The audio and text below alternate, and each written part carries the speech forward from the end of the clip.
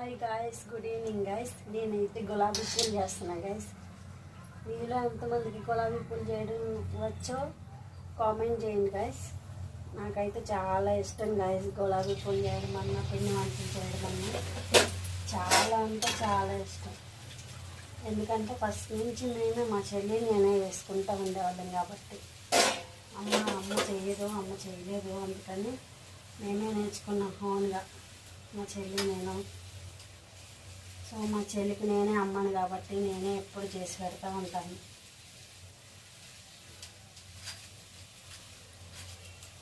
గులాబీ పూలు ఇలా చేస్తే గుల్లగా వస్తాయి, ఇట్లా క్రిస్పీగా వస్తాయి అన్నమాట.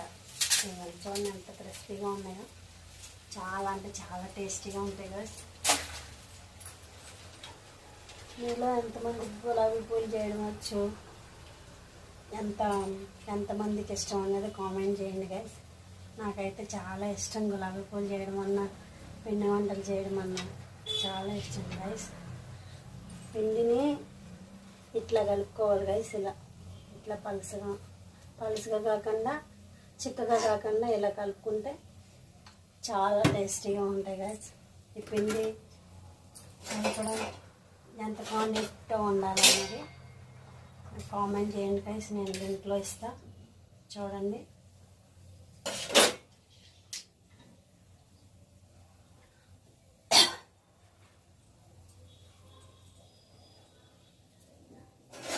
ఇది స్వీట్ ఐటమ్ కాబట్టి చాలామంది ఇష్టంగా తింటారు గైస్. మా పిల్లలు అయితే ఇంకా చాలా అంటే చాలా ఇష్టంగా తింటారు. మా స్నూపీ గారు కూడా మా పిల్లలు అడిగారు గాయస్, అమ్మ గులాబీ పూలు చేయలేదు, మురుకులు ఒకటే చేసినామని, అందుకని చేస్తున్నా గాయస్. కష్టమైనా సరే పిల్లలు అడగడంలో చేసినప్పుడు ఆ కష్టం అనిపించదు గాయస్. మన అమ్మాళ్ళు కూడా మన కోసం ఇలానే ఆలోచించుంటారు, కానీ మనం గుర్తించలేకపోయాం. ఇప్పుడు అమ్మ నాన్న లేకపోయేసరికి వాళ్ళ ఇల్లు వేటన్నది నాకు బాగా తెలిసి వచ్చింది. మా చెల్లికి నాకు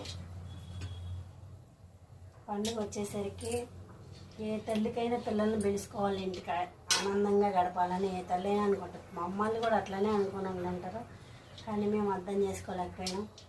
సో ఇప్పుడు మా అమ్మ లేకపోయేసరికి మా అమ్మ కావాలని గుర్తొచ్చి ఏడుస్తూ ఉంటాం. పోయిందని తీసుకోవాలంటే కుదరదు గాయస్.